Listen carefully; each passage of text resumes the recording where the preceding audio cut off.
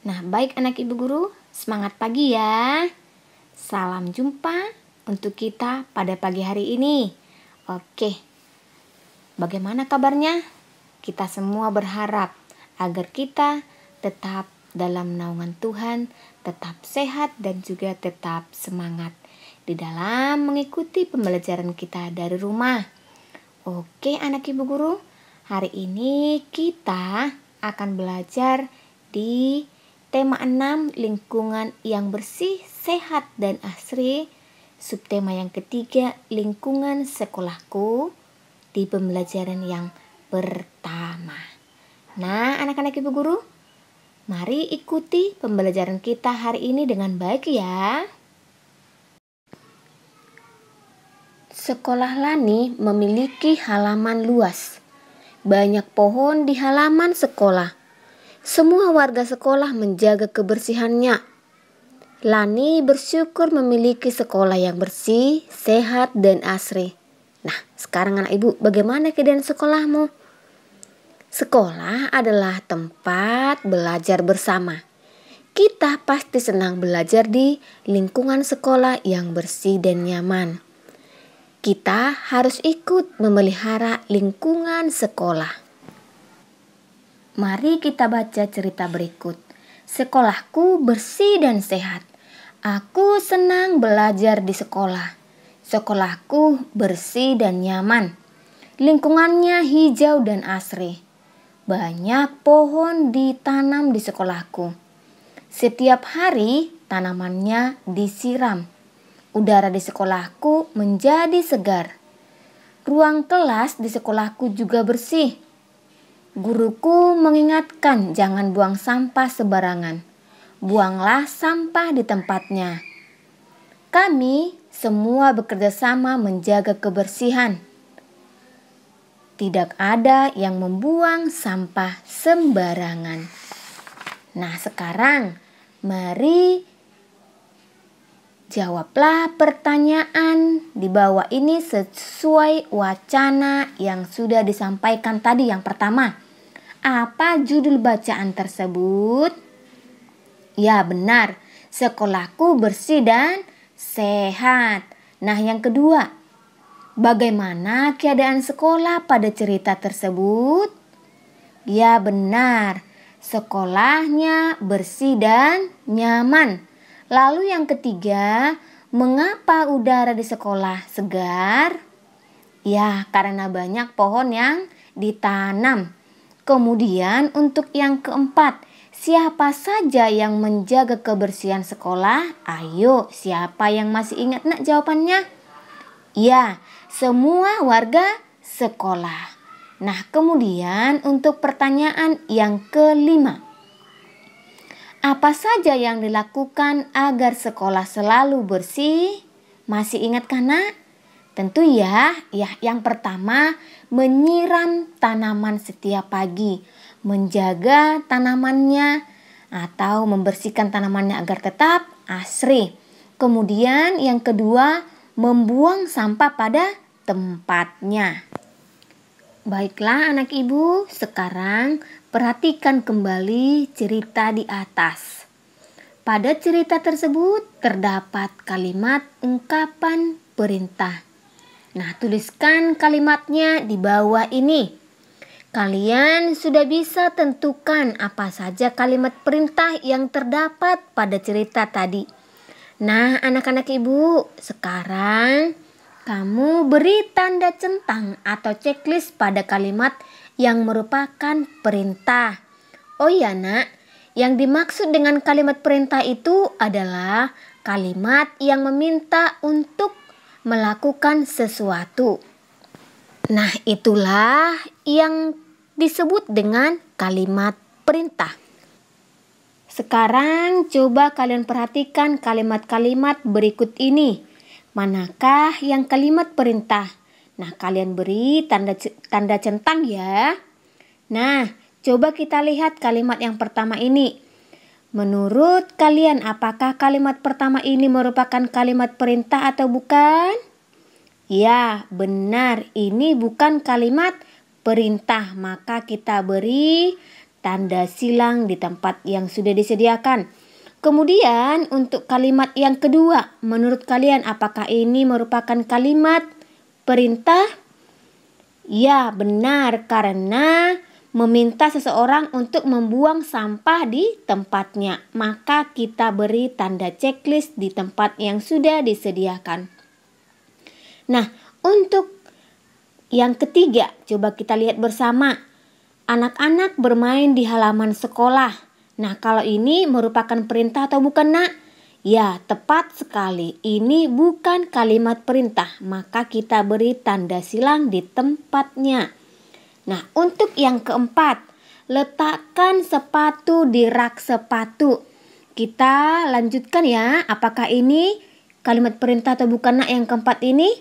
Ya, ini merupakan kalimat perintah.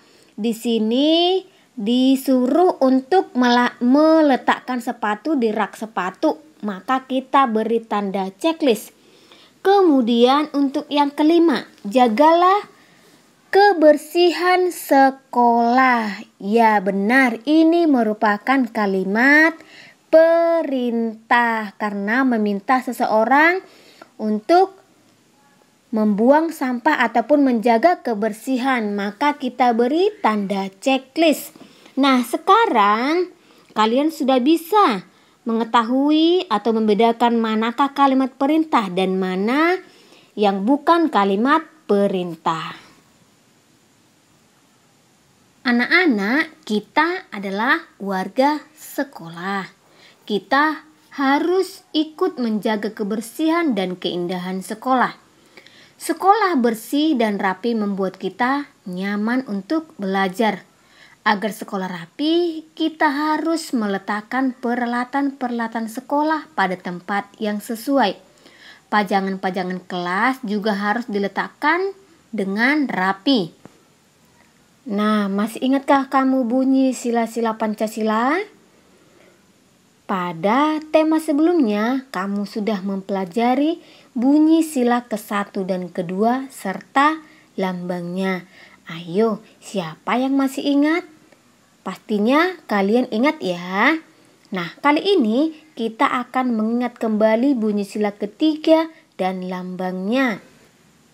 Nah, anak-anak ibu, manakah dari bunyi sila-sila Pancasila berikut yang merupakan bunyi sila ke-3? Nah, ini adalah bunyi sila pertama sampai ke-5 ya, Nak. Nah, kalian cari ya yang merupakan bunyi sila ke-3. Beri tanda checklist atau centang pada kotak yang tersedia ya. Kita lihat ini. Pada kotak yang pertama, kemanusiaan yang adil dan beradab. Nah, pada kotak yang kedua, kerakyatan yang dipimpin oleh hikmat kebijaksanaan dalam permusyawaratan perwakilan. Kemudian kotak ketiga, ketuhanan yang Maha Esa. Dan kotak keempat, persatuan Indonesia. Kemudian kotak yang kelima, keadilan sosial bagi seluruh rakyat Indonesia.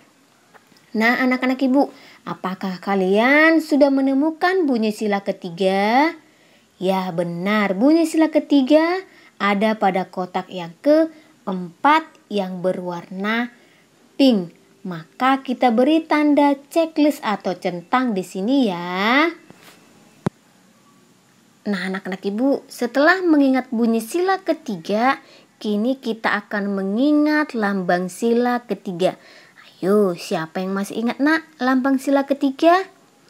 Nah, sekarang susunlah potongan-potongan gambar di bawah ini. Jika kamu benar menyusunnya, maka potongan-potongan gambar tersebut akan membentuk lambang sila ketiga. Nah, seperti berikut ini, Nak, potongan dari gambar sila ketiga. Ayo kita susun ya. Nantinya gambar akan seperti ini, Nak. Ayo, siapa yang tahu gambar apakah ini? Ya, benar, ini adalah gambar pohon beringin yang merupakan gambar lambang sila ke-3. Anak-anak ibu, pajangan-pajangan memperindah kelas. Kita bisa memajang hasil-hasil karya kita di kelas. Nah, di bawah ini beberapa contoh karya yang bisa jadi pajangan kelas.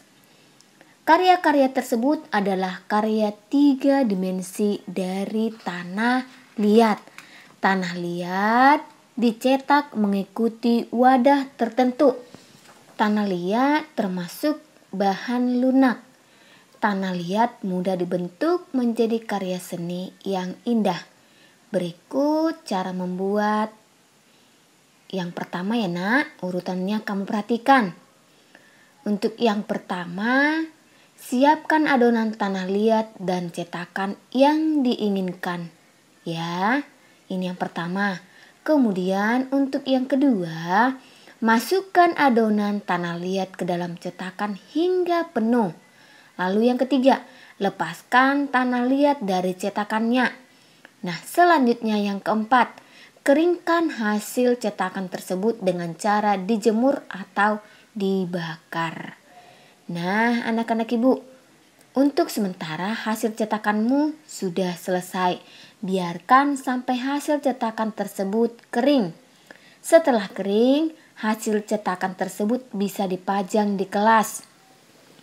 Kelas pun akan menjadi semakin indah, apalagi jika hasil cetakan tersebut kalian warnai dengan warna kesukaanmu sendiri. Mari kita jaga kebersihan dan kerapian kelas di sekolah kita ya. Nah, kelas yang bersih dan indah akan meningkatkan semangat belajar. Contoh yang berikutnya bisa juga karya seni dari tanah liat itu yang pertama, vas bunga, cangkir, topeng hias dinding. Nah, salah satu dari karya seni pada gambar di atas adalah topeng hias dinding. Bagaimana cara membuat topeng hias dindingnya nak? Ya, caranya tetap sama seperti hiasan kelas yang baru saja kita buat tadi. Nah, alat dan bahannya tanah liat, air, cetakan berbentuk wajah, kuas, dan cat. Nah, yang pertama, letakkan tanah liat ke dalam cetakan, lalu padatkan dan ratakan. Yang kedua, keluarkan tanah liat dari cetakan, lalu lakukan dengan hati-hati. Kemudian yang ketiga, jemur hasil cetakan di bawah terik matahari. Kemudian yang keempat, setelah kering, catlah dengan cat dan kuas. Kemudian langkah yang selanjutnya yaitu yang kelima, keringkan. Nah, topengmu sudah jadi.